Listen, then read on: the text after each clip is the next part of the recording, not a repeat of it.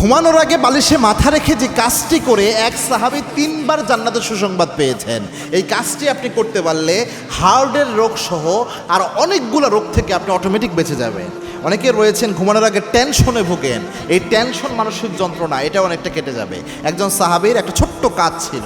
এই সাহাবী রাসূল সাল্লাল্লাহু আলাইহি ওয়াসাল্লাম একদিন এরকম ভরা মজলিসে আলোচনা করছিলেন। আল্লাহর হাবিব সাল্লাল্লাহু আলাইহি ওয়াসাল্লাম যখন আলোচনা করছিলেন, একজন সাহাবী আসবেন, তার আগ মুহূর্তে আল্লাহর হাবিব সাল্লাল্লাহু আলাইহি ওয়াসাল্লাম বললেন, এখন যে সাহাবী এই মজলিসে এসে বসবে ওই সাহাবী জান্নাতি। সাহাবা একরাম লক্ষ্য করলেন একজন সাহাবী এসে বসলেন। দ্বিতীয় দিন আল্লাহর হাবিব আবার আলোচনা করছিলেন এইভাবে, তখন আল্লাহর হাবিব আবার বললেন, এখন এই মুহূর্তে যে এসে আসরে বসবে সে জান্নাতি। সাহাবা একরাম লক্ষ্য করলেন একই ব্যক্তি দ্বিতীয় দিনও আসলেন।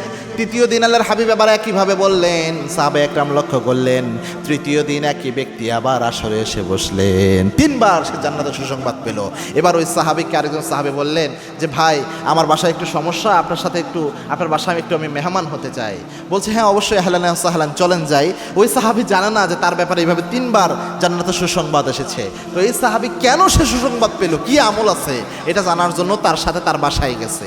তো সাহাবী লক্ষ্য করলো এই যে সাহাবী জান্নাতের সুসংবাদপ্রাপ্ত সাহাবী, সে অন্য সব সাহাবীর মতোই রাতের বেলায় উঠে তাহাজ্জুদে কাঁদে, অন্য সাহাবীদের মতোই জামাতে নামাজ পড়ে, তাসবিহ তাহলিল করে, সব সেম টু সেম করতেছে, কোনোভাবেই মিলাতে পারে না।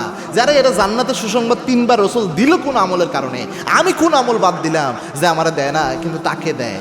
ওই সাহাবীকে 3 দিন থাকার পর তিনি বললেন যে, ভাই আসলে আমার বাসায় তেমন সমস্যা এরকম কিছু না, আমি এসেছি মূলত আপনার কাছে এই জন্য যে রাসূল আপনার ব্যাপারে 3 বার জান্নাতের সুসংবাদ দিয়েছেন।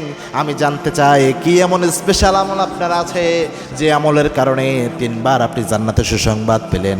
ওই সাহাবী বলছেন, ভাই আমার তো বুঝে আসে না আমি কোন আমল করেছি, তবে আমি একটা কাজ করি, যখন আমি ঘুমাতে যাই, আমি যখনই মাথাটা রাখি ঘুমের জন্য, তখন সারাদিন আমাকে যে যত কষ্ট দিয়েছে, আমার উপর যেই যত জুলুম করেছে, কারো জন্য আমি অন্তরে কোনো কষ্ট রাখি না, কারো জন্য অন্তরে কোনো হিংসা আমি রাখি না, সবাইকে মাফ করে আমি ঘুমাতে যাই। সবার উপর ক্ষোভ রাগ সব কিছু ঝেড়ে ফেলে সবাইকে মাফ করে দিয়ে সবার জন্য হিংসা মুক্ত হয়ে আমি একদম ঘুমাতে যাই, কারণ কালকে আমি নাও বাঁচতে পারি, সকাল আমার নাও হতে পারে।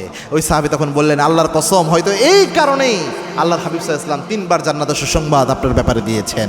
কত চমৎকার বিষয় চিন্তা করেছেন।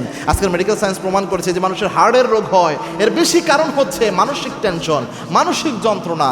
মনের মধ্যে যে আমরা ক্ষোভ পুষে রাখি, ওই ব্যক্তি আমার এরকম ঠকাইলো, এরকমভাবে আমার উপর জুলুম করলো, এই ক্ষোভটা আমার অন্তরে, কষ্টটা আমাদের অন্তরে ভাবতে ভাবতে একসময় হার্টের রোগের দিকে যায়, অনেক ক্ষতি হয় আমাদের মানসিকভাবে, ব্রেইনে ক্ষতি হয়।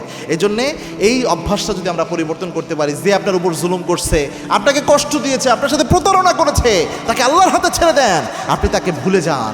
যে ঠকিয়েছে সে যা, তাকে আল্লাহ দেখে নেবেন।